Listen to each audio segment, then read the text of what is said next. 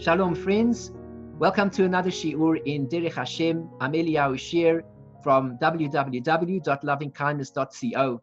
We're discussing the section dealing with prophecy at the moment, which is section 3. We're on section 4 of section 3, and we happen to be on paragraph number 11. Let me just find the place. Last week we dealt with the false prophets. The false prophets were people who either consciously tapped into negative things, and therefore the prophecies that they received were bad. And once again, let us be clear, there are people around who do these things today as well, that they can tap into negative forces, and as a result be sent along all sorts of paths which are foreign, incorrect, troublesome, and so on and so forth. Then there's also a prophet who's a false prophet, not of his own doing, but unfortunately he doesn't know any better because he doesn't have the right type of teacher. He thinks he's on the right path, and in all his innocence, he receives certain things that happen to him in prophecy, and he believes that that must be correct, and he makes a mistake about that. And we learned that basically one of the important things about this whole experience of prophecy is to have a teacher so that one can be led on the right path and practice what needs to be done so that one will be on the right path. Now we come to this last section over here dealing with Inyan Tzidkiya ben Chaana v'chaveirav. This is the story of Tzidkiya, the son of Chaana, and his friends. Now this is what happens. Ve'hine min ha-derech hazeh, from this whole path, haya inyan shekara lenevi'ei Achav beruach pitam. There was this whole event that occurred to the prophets of Achav through the spirits that seduced them and put them onto the wrong path. Those who know the story about Achav, he was going to go to war, as we're going to see in a moment, with Ramot Gilad, and he thought he's going to win the war.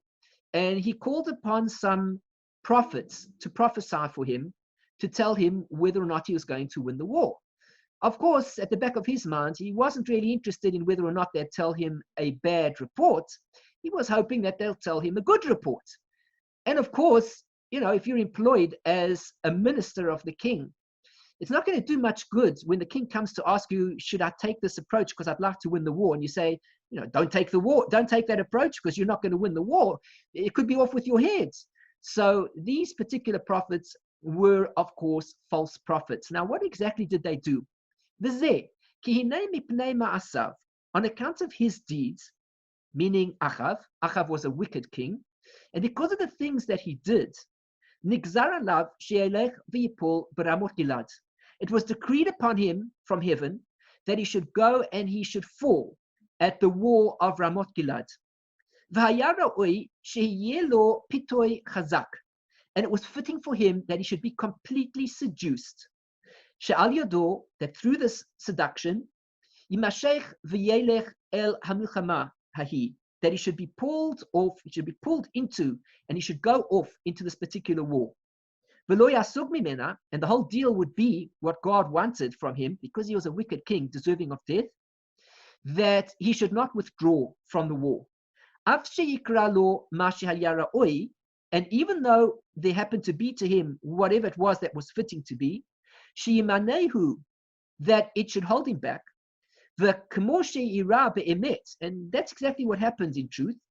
Sheomar lo Yehoshaphat, that Yehoshaphat said to him, Darashna kayom is devar Hashem. Seek out now, today, the way of Hashem. V'lo hispik lo, and it wasn't sufficient for him, and it wasn't good enough for him. Nevuas haneviim hahem, that he had this prophecy that was coming from these prophets. Everything was foreseen already by Hashem, what was going to be. And behold, since it was that the judgment had already been arranged before the Beis Din above, this is the story that took place above. The Ramchal is teaching us all of this. If anybody's wondering what's going on, what's this got to do with anything, the Ramchal is teaching us that there's a system that happens above and a system that happens below. There's activity in the spiritual world that has a bearing on the activity in the physical world. And there's an activity in the physical world that has a bearing back to the spiritual world. And what we're doing in the physical world is having an effect to the spiritual world. And things that are going on in the spiritual world are going to have an effect in the physical world. And then there is this person who sits in the middle, who's called a prophet. And he has the ability to see what's happening above and be able to transmit the message to the people in this world to tell them what's going to happen below. So what was happening here is Achav wants to go out into a war. And so Yehoshaphat tells him, you better ask some prophets, because the prophets are the people who know what's going to be. And they're going to direct you in the right direction so that ultimately, of course, you're going to win the war. So what happened is the Beis Din above had already decreed, Hayu Mekatragim, they were accusing forces, Umelamdim Zechut, and they were giving over merit. V'nizmanim inyanam lefatoto, and they came along and they thought, let's find all sorts of ways to seduce him. V'nimtza, and it would be hayoter hagun inyan haruach. It would be fitting that the spirit would come along in this particular way. V'hu, and it would be like this: Ki kol oisam neviyei hasheker, all of the false prophets. Remember, we spoke about that last week. What's a false prophet? All the false prophets would come along, hayu misnabim le'enav, and they would prophesy in their eyes, ubepanav, in his eyes, and in front of him, shel Achav, of Achav, v'hayinu, and it would be shahayu oisim oisam hama'asim, that they would do all these particular actions, umishtadlim be'oisam ha'inyanim, and they would put in the effort to do all of these matters, she'al yedehim, that through them, nimshach giloi hanavua, there would be drawn down a revelation of prophecy. V'hine, and behold, heim lo hayu mishtadlim, and they themselves, the prophets, did not put in the effort, ela lahamshich giloi hatuma.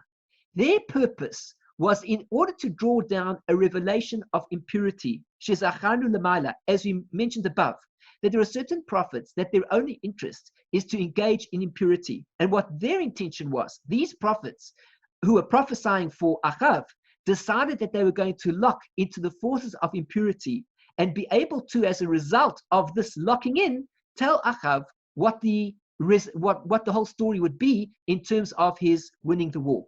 V'lo yoter, and it wouldn't be worse than this. Ela shehayu meramim b'melech, but what they did do is that they deceived the king.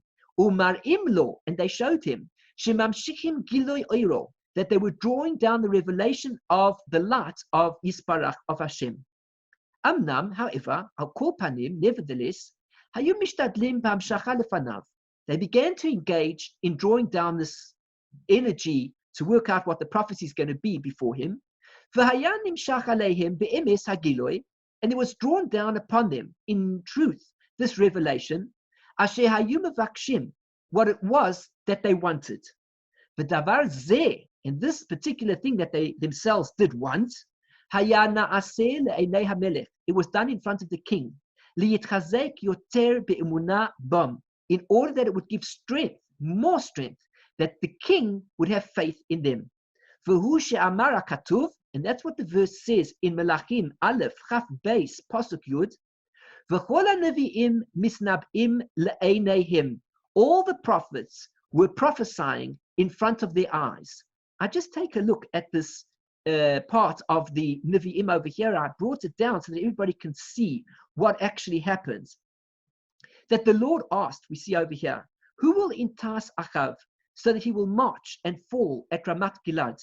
Then one said thus and another said thus, until a certain spirit came forward and stood before the Lord and said, I will entice him. How? The Lord asked him, and he replied, I will go out and be a lying spirit in the mouth of all his prophets. Then he said, you will entice and you will prevail. Go out and do it. So the Lord has put a lying spirit in the mouth of these prophets of yours. For the Lord has decreed disaster upon you.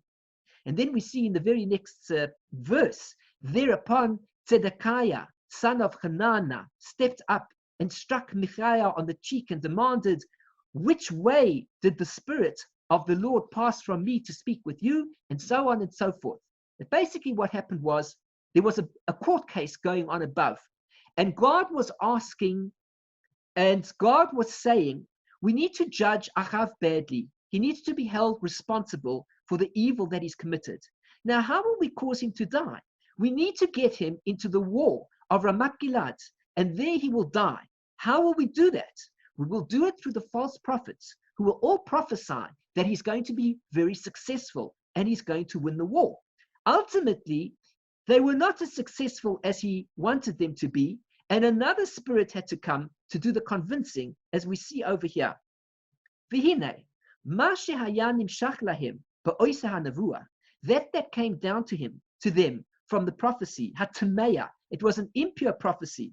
Hayu milas eile, it was these words, alei v'atzlach, go up and be successful. And this is what they said to King Achav.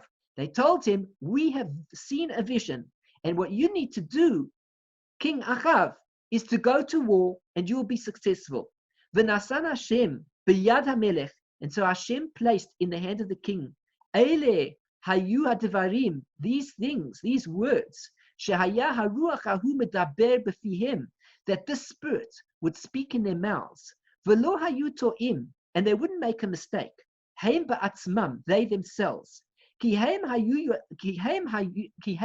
yodim hishtadlusam ma haya, because they knew the effort of what they had done. Ela Achav haya to'eh, but what happened is Achav made a mistake with them, or mispate, and he became seduced. Ada shelo he'emin ledivrei Michiyahu, until eventually he did not believe in the words of Michiyahu, as we saw on the previous page.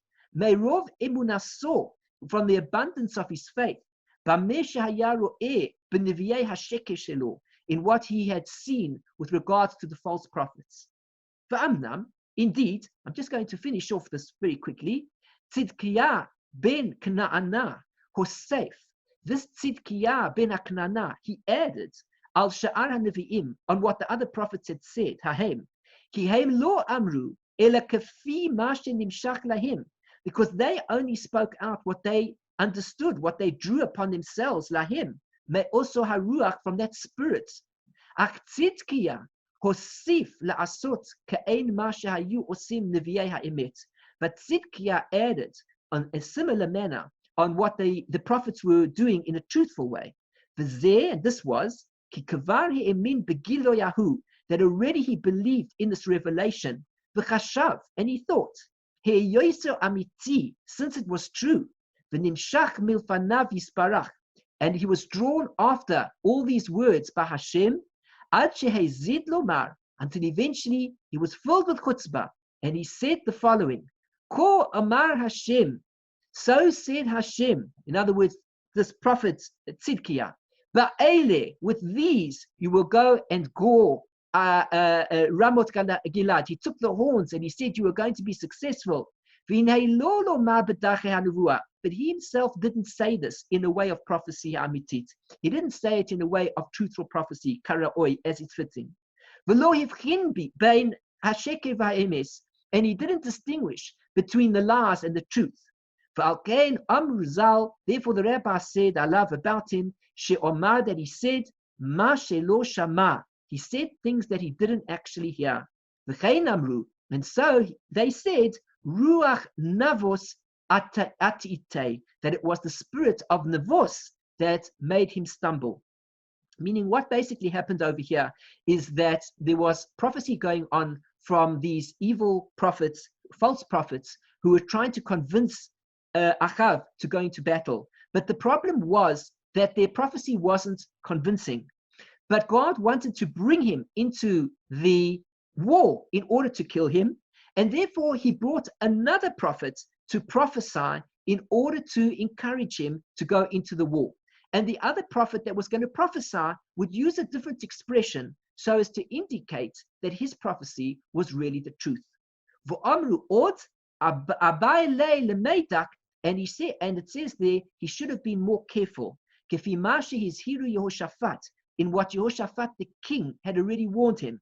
she'en beis nevi'im misnab'im b'signon echad, that no two prophets prophesy with one in the same way. V'hine, and behold, be'emes, kara lenevi'im ahem be'oto hazman gilo yoter. It happened to be that for those prophets, at that time, there was another revelation, a greater revelation, mima shehayu regilim lahasig, in what they were able to usually get, u'bederech shoneh, and in a different way, mima shehu regilim, in what they were accustomed to, ad sheta'at Tzidkiya, until eventually Tzidkiya made a mistake. V'nidme lo she'oisa hapam hayata nevuaso amitit, and it appeared to him, even though it wasn't really true, he thought that what he was seeing this time was really a true prophecy. Af al pi sheishtadlusam lo haya ela letzad hatuma, even though their efforts was only from the side of impurity, kamo shekatuv, or kamo shekasavnu, as really we said, aval zot hayata nisba ma'es Hashem, this occurred from Hashem, ukamo shenisba el v'havein heitev, and you should understand this well. So basically what happened is that there was a lot of prophecies that were happening over here, and we're learning about the false prophets. The false prophets were coming along trying to get him to go to the war. They weren't succeeding. And then afterwards, another prophet came along and he made up a story, and eventually he got him to go into the war, and as a result, he was killed in the war. But he didn't realize that the prophecy that he was being told was not really a truthful prophecy. The prophets that he was speaking to were not true prophets, and as a result, when he went into the war, he was killed. The point of the paragraph that we've read is that the Ramchal wants to say that there are different types of prophets. There are real prophets and there are false prophets. And one must be careful, because false prophets can access certain things, but sometimes they don't access everything and they don't know everything. And when they say the statements that they do, they can bring about a lot of problems to people from the prophecies that they are involved in and that they say. The next chapter, which we're going to deal with, but not today, which brings us to a much more interesting and it's very easy to understand, is the difference between Moshe as a prophet and the prophets that we've been speaking about. Up until now, we've discussed the concepts of prophecy and Ruach HaKodesh and how people can get this Ruach HaKodesh and how it presents itself. Now we're going to see the difference between the prophecy of Moshe to all of the other prophets who, of course, were false, and why it was that they were false, and why it was that Moshe's prophecies were really true. We're going to stop the shiur for today. I'm Eliyahu Shear from Chesed Ve'emet. You can find my site on www.lovingkindness.co. If you've enjoyed the shiur, please like the shiur, share it with your friends, subscribe to my channel, and click on the bell button to be notified of future shiurim. If you have a positive comment to make, I would appreciate it. It gives me a lot of encouragement. And if you'd like to know more about what we're doing, please see our site and be in touch with us. We'd be delighted to be in touch with you and to form a relationship and to learn more together in those subjects that you might be interested in learning. In the meantime, I look forward to another shiur, and I wish you everything of the best. Shalom, shalom. Bye-bye.